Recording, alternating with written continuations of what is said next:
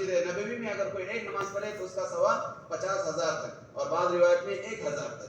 اور دوسری بات ہے کہ جو شخص مسجد اقصی میں نماز پڑھے تو اللہ کے رسول صلی اللہ علیہ وسلم فرماتے ہیں، جس کا مفہوم ہے کہ اس کو ایک نماز کا ثواب 25,000، اور بعض روایت میں کہ 500 نمازوں کا ثواب دیا جائے، 500 نمازوں کا اجر اس کو لکھا جائے گا۔ تو مسجد اقصی کو جو ہے بہت زیادہ فضیلت حاصل ہے کہ وہاں پہ جو ہے اللہ کی طرف سے برکتیں رحمتیں نازل ہوتی ہے۔ اور حضرت سلیمان علیہ السلام نے جب اس مسجد کو تعمیر کیا تھا تو 3 دعائیں کی تھی۔ پہلی دعا یہ کی تھی کہ یا اللہ میں جو بھی فیصلہ کروں وہ تیرے امر کے مطابق کروں، اور دوسری دعا یہ فرمائی تھی یا اللہ کہ مجھے ایسی حکومت عطا فرما کہ میرے بعد ایسی حکومت کسی کو عطا نہ فرما۔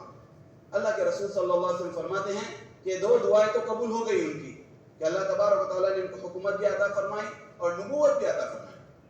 اور تیسری دعا یہ فرمائی تھی کہ یا اللہ جو شخص اس مسجد میں نماز پڑھے اس کے گناہ ایسے معاف کر دے جیسا کہ ابھی وہ ماں کے پیٹ سے پیدا ہوا ہو۔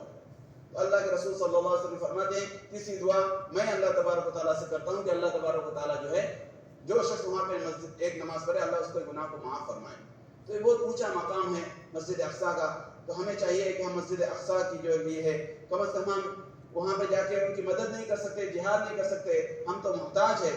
اللہ تبارک و تعالیٰ سے اپنی بے بسی کی اور اپنی لاچاری کی شکایت کرتے ہیں، لیکن ہم کم از کم اپنے ہاتھ دعا کے لیے اٹھا سکتے ہیں۔ تو ہم کیا کریں؟ مسجد اقصی کے لیے زیادہ سے زیادہ دعائیں کریں اور جو ہے اس کا اہتمام کرے ذکر و اولاد کا، کہ اللہ تبارک و تعالیٰ جو ہے مسجد اقصی کو یہودیوں کے چنگل سے جو ہے اللہ آزاد فرما۔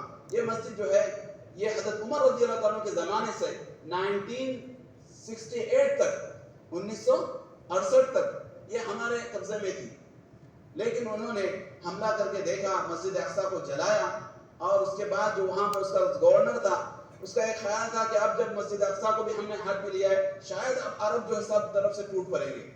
اطراف میں سارے عرب ممالک تھے۔ وہ کہتا ہے وہاں کا گورنر کہ میں پوری رات سویا نہیں کہ ابھی یہاں سے گولہ آئے گا، ابھی یہاں سے بارود آئے گا، یہاں سے راکٹ آئے گا، لیکن جب صبح ہوئی تو دیکھا تو کچھ بھی نہیں ہوا۔ تو اس نے جانچ لیا کہ اب امت کیا ہو گئی ہے؟ ٹھنڈی ہو گئی۔ انہوں نے ہمارے نبض کو جان لیا۔ اور یہ چیز کیوں آ گئی کہ اللہ کے رسول صلی اللہ علیہ وسلم نے فرمایا کہ ایک تم پر ایسا آئے گا کہ غیر قومیں تم کو ختم کرنے کے لیے ایسے جمع ہو جائیں گی جیسے کہ تم کھانے کے لیے جو ہے جمع ہوتے ہو اور ایک دوسرے کو بلاتے ہو۔ تو کل قیامت کے دن اللہ کے رسول صلی اللہ علیہ وسلم نے بتایا ہے۔ تو اللہ صحابہ نے پوچھا یا رسول اللہ ایسا کب ہوگا؟ کیا ہم سب تھوڑے ہوں گے؟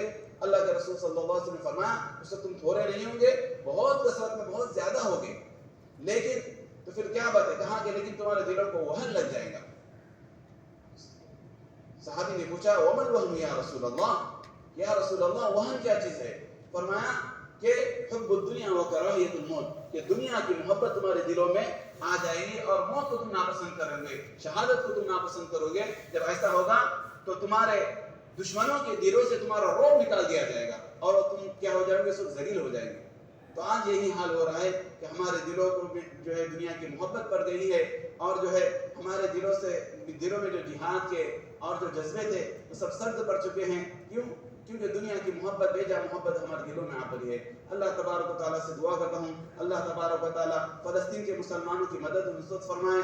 اے اللہ تبارک و تعالیٰ جو ہے ان کے شہداء کو قبول فرمائے، ان کے مریضوں کو شفا عطا فرمائے۔ اللہ تبارک و تعالیٰ ان کے لیے جو ہے آسمان سے غیبی مدد و نصرت نازل فرمائے۔